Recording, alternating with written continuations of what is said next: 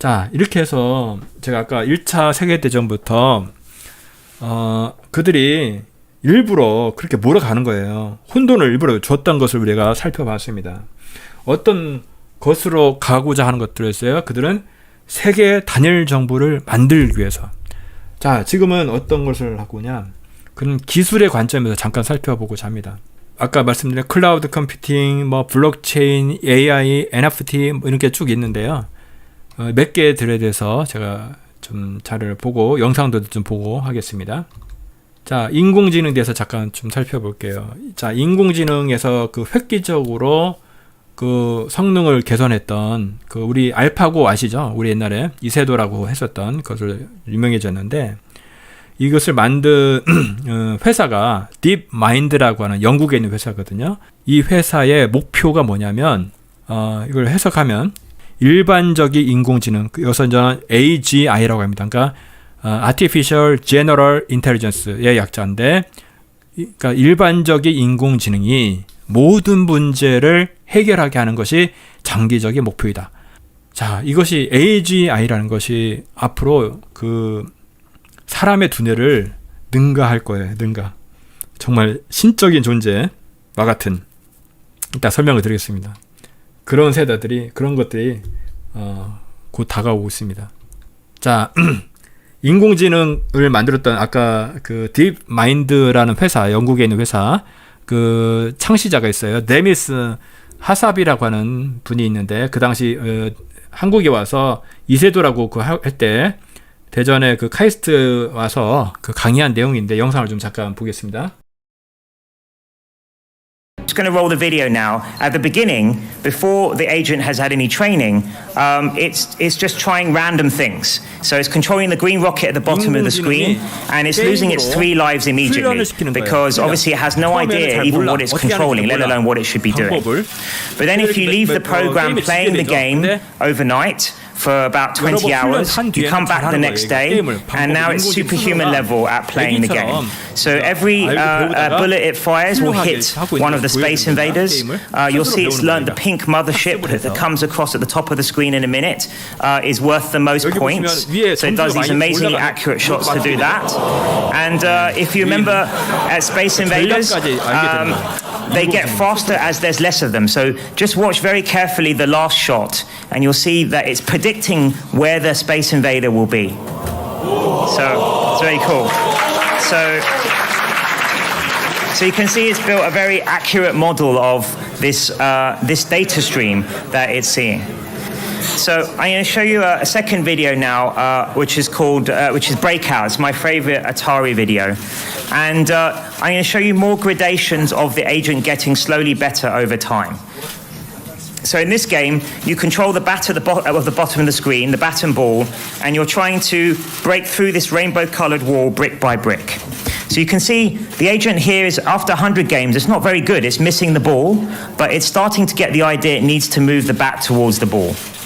So now after 300 games, now the agent is getting the ball back almost all the time, even very fast angles, which better than humans can do this. So then we thought, that's pretty good, but let's leave it for another 200 games. So we played 500 games now. And then it discovered, to our surprise, the optimal strategy was to dig a tunnel around the side and then put the ball to the back, which is amazing accuracy. And the boxing controls the left-hand boxer. It does some sparring, and then it gets the inbuilt AI to the side, and then it just gets infinite points to win. So it's just worked out how to exploit the system. Driving game, and it again, just from the raw pixel inputs, it's learnt how to drive around a racetrack and overtake cars, drive around 200 kilometers an hour, and do some quite cool overtaking maneuvers that we'll see in a second. So, and again, just from the pixels on the screen, there's no other input. It learns how to drive cars. It can also we're now up to the games in the late 90s. So I just wanted to say a little word about neuroscience. I don't have time to talk about this too much, but my PhD was in neuroscience. My undergrad was in computer science, and we try and combine both those two areas at DeepMind. So we're very interested in systems neuroscience and for a lot of these functions, for memory, for navigation, for concepts, and for imagination. So actually, and the hippocampus, obviously the neuroscientists here will know, but those of you aren't, the hippocampus is quite a different structure from the cortex. It's 3-layered instead of 6-layered. It's a much more ancient structure. Technologies, and AI is no exception. They must be used ethically and responsibly. I think that technology is kind of neutral in of itself, but it depends on how society decides to use it, whether it determines whether it becomes for good or for bad. Finally, as a neuroscientist, I'm also very intrigued by our own minds and how they work. And I actually think that trying to build AI in this neuroscience-inspired way, in this general way, and then comparing it to the human mind will maybe allow us to better understand some of the mysteries of our own minds. Things like what the nature of what dreaming is, what the nature of creativity is, and perhaps even start getting towards be able to answer the question of what is consciousness. 간단히 설명드리면 그 하비스라는 분이 구글도 사실은 대단한 엔지니어들이 가는 거거든요. 엄청난 그 세계의 엘리트들이 똑똑한 사람들이 가는데 이 사람들은 급이 달라요. 정말 그 사람들도 정말 똑똑한 사람인데 아까 하비스라고 하는 그 인공지능을 만들었던 그 사람은 급이 달라서 그 구글이 인수를 하면서도 대부분의 그 본사 그 회사를 다 그 구글 본사 쪽으로 데려오는데 그것을 인정을 해줘서 영국에다가 그대로 원하는 대로 그렇게 뒀고, 그 다음에 구글의 조직 체계조차도 인공지능으로 모든 것들 다 조직 체계도 다 바꿨다고 하더라고요.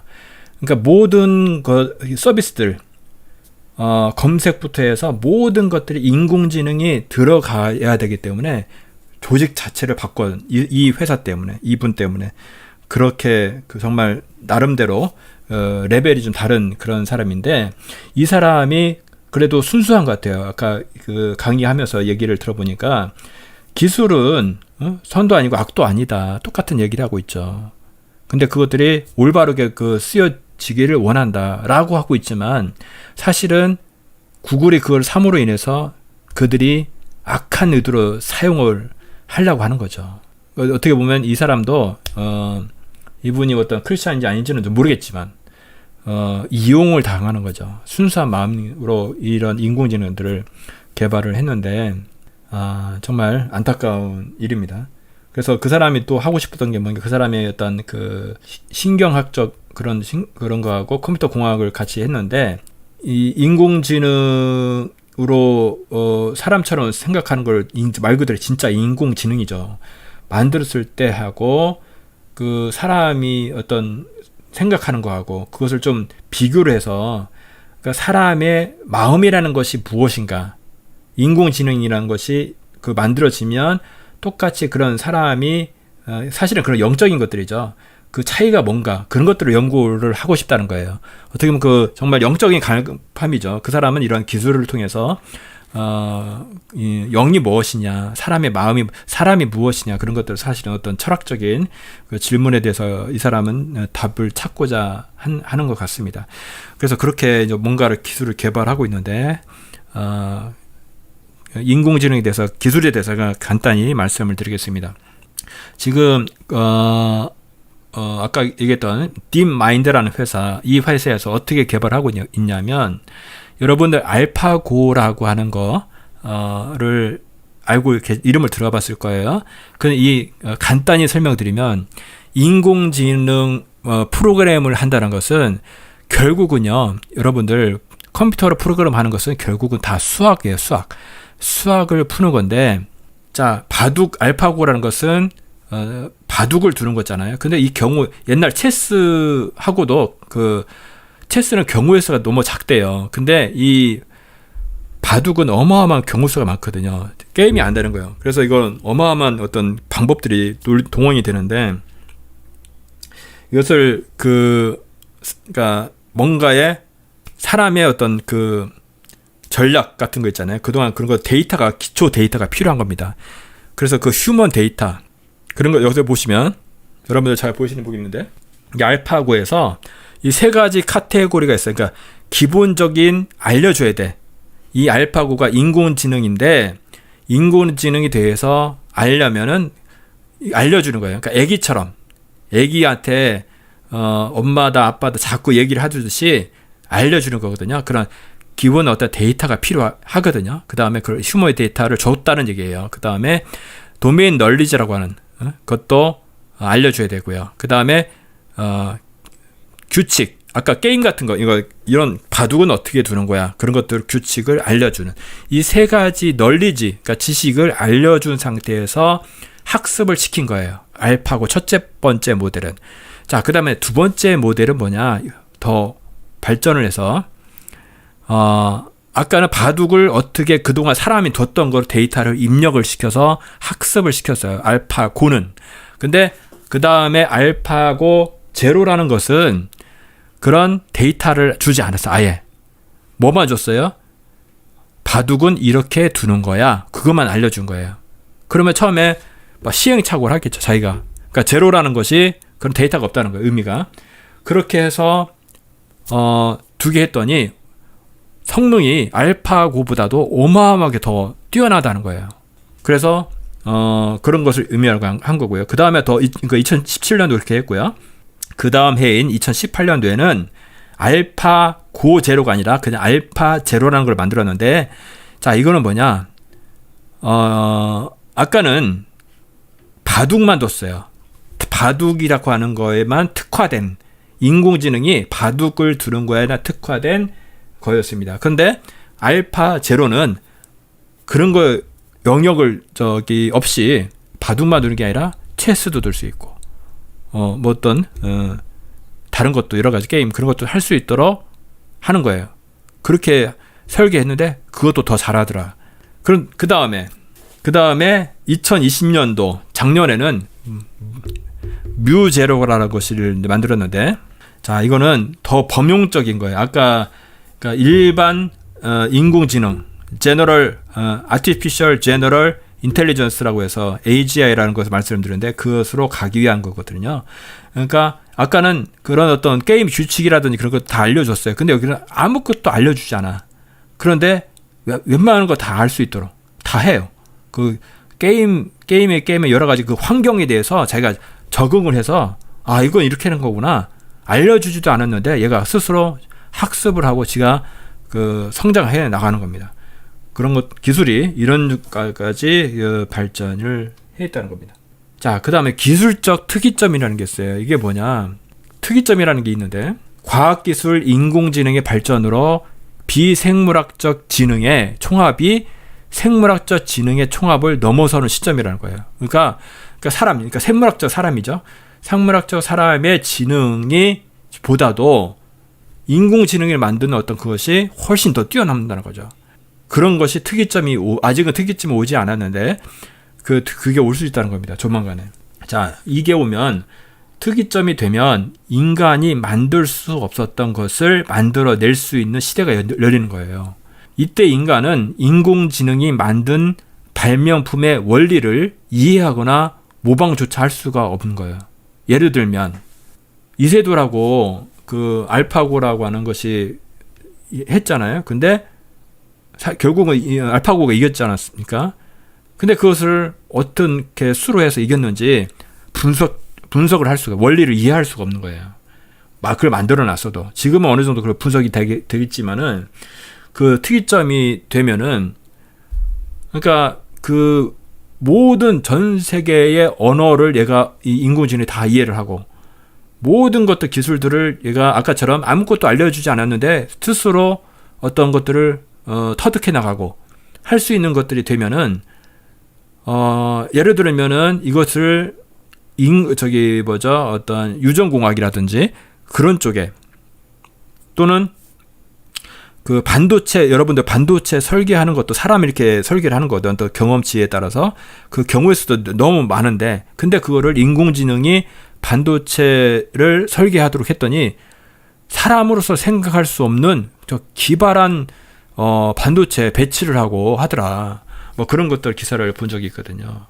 그러니까 사람이 생각할 수 없는 것들을 인공지능이 한다는 거죠. 그래서 그 DNA 같은 것도, 생물학적 그런 것들도 새로운 어떤 생명을 만들어낸다든지 뭐 그런 것들을 얘가 할 수 있게 된다는 거, 끔찍한 겁니다. 자, 그래서 아서 클라크라는 사람이 무슨 얘기를 했냐면요, 충분히 발달한 과학기술은 마법과 구분할 수 없다. 이해가 돼요, 이게. 그러니까 예를 들어서 그런 비유를 하는데, 여러분들 지금 스마트폰 같은 그 발달한 기술을 이걸 가지고 만약에 조선시대로 갈 수 있다 하면은 그 사람들한테 이 스마트폰을 보여주면 그 사람들은 어떻게 생각할까요? 마법이라고 생각하겠죠. 마법. 와. 응? 근데 우리는 그렇지 않죠. 이해를 하는데. 막 비유를 하면 그거 같은 건데, 기술이 인공지능으로 인해서 발전을 하게 되면은 진짜 마법과 같은, 응? 그런 것들이 펼쳐진다는 거예요. 자, 그래서 이걸 보면서 제가 생각나는 말씀이 아까 계시록 13장 13절에 큰 이적을 행하되 심지어 사람들 앞에서 불이 하늘로부터 땅에 내려오게 하고, 이런 말씀이 있거든요. 그리고 짐승 앞에서 받은 바 이적을 행함으로 땅에 거하는 자들을 미혹하며 땅에 거하는 자들에게 이르기를 칼에 상하였다가 살아난 짐승을 위하여 우상을 만들라 하더라.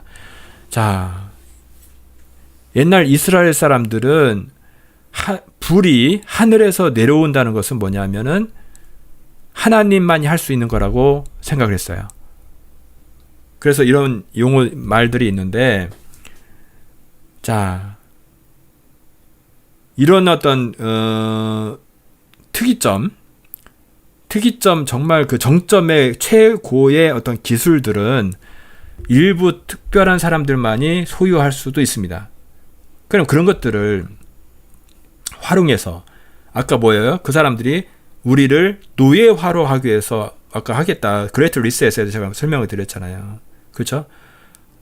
정말 그 마법과 같은 기술이 있다니까요. 그것들을 공개하지 않고 우리를 노예로 만들기 위해서.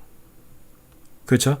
마치 하늘에서 불이 내려오는 것 같은 그런 어떤 이적을 행한다고 되어 있어요. 성경 말씀은 그대로거든요. 그러니까 이적을 우리한테 보여주고 했을 때, 그러면 사람들이 그들을 위해서 우상을 만들다. 그들을 따르는 거죠. 막 우상이란 것은 지금 뭐 BTS 같은 그런 거 뭐 아이돌이라고 해서 우상이라고 하지 않습니까? 실제 엄청난 인기가 있겠죠. 자발적으로 만들 수도 있습니다. 그런 시대가 아닌가. 진짜 지금 그런 것들 보고 있는 거거든요. 우리는 역사상 가장 중요한 시점을 지나고 있습니다. 하나님께서는 하나님의 일을 하시기 전에 사람을 준비시키셨음을 우리가 알고 있습니다. 하나님 말씀은 마지막 때에 대추수, 대부흥의 때가 있다고 분명히 예언하고 있습니다. 아멘. 하나님의 말씀이 그대로 성취될 것을 믿습니다. 예레미야 눈물은 잠자는 교회와 영혼을 깨우기 위해 노력하고 있습니다. 이 가슴 뛰는 일에 함께 하길 원하시는 분은 카카오 채널로 연락 주시기 바랍니다. 당신은 위대한 하나님의 사람입니다.